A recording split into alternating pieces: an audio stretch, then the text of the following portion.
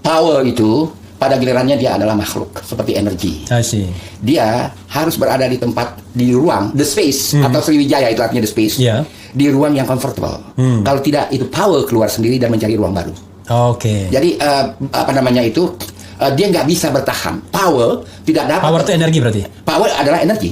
Itu dari Tuhan. Harus ada space-nya. Harus dia ditempatkan dalam space. The space.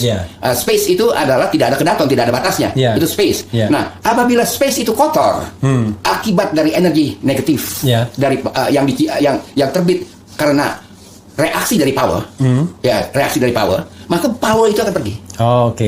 Dan dia akan mencari space yang baru. Space yang baru. Jadi itu juga bisa kita lihat dari segi itu, dari segi kosmis dan fisika. Begitu, itu keyakinan saya. Ulah manusia, suara manusia, kata-kata manusia, itu ada yang merangsang bangkitnya energi positif, ada juga yang negatif. Kalau terlalu banyak energi negatif, misalnya terlalu banyak memaki-maki, mengeluarkan kata-kata kotor, ya kan, itu akan menjadikan alam itu mengalami disequilibrium. Tidak keseimbangan. Tidak. Sedangkan prinsip penciptaan semesta alam di dalam pandangan Islam oleh Tuhan adalah tafawuti wal futuri, berimbang dan pada fitrahnya. Itu prinsipnya. Tapi kalau tafawuti, keberimbangan ini terganggu, maka akan terjadi reaksi-reaksi alam seperti dentuman itu tadi. Seperti dentuman itu. Jadi bisa dijelaskan. Bisa dijelaskan secara sains juga, Be. Akhirnya, tapi wilayah pendekatannya mesti beyond the science. Bukan kita masuk ke alam mistik. Kalau alam mistik kan nanti kita lain lagi, ya kan?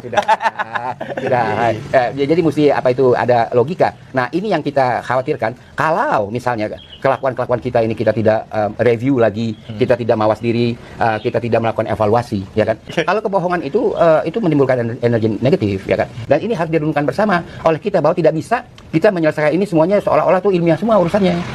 Ya kan, seperti sekarang kan ditampilkan pikiran-pikiran yang ilmiah, yang segala macam.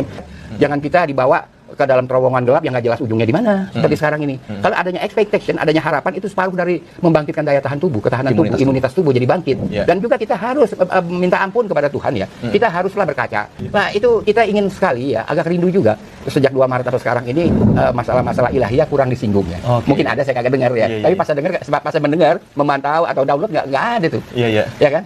Nggak ada sama sekali. Teori ilahiyah ini, ya. Teori ketabitan. Kan kita Pancasila, ya kan, kalau nggak jelas kan bisa ditanya sama jubir BPIB. Coba jubir BPIB yang taunya musuh-musuh Pancasila yang mana menurut dia, ya kan? Kembalilah ke jalan Tuhan, ya. Kita semua, ya kan, kita yang berbicara maupun pasku yang macam idealis, kita kembalilah ke jalan Tuhan, ingatlah kepada Tuhan, ya.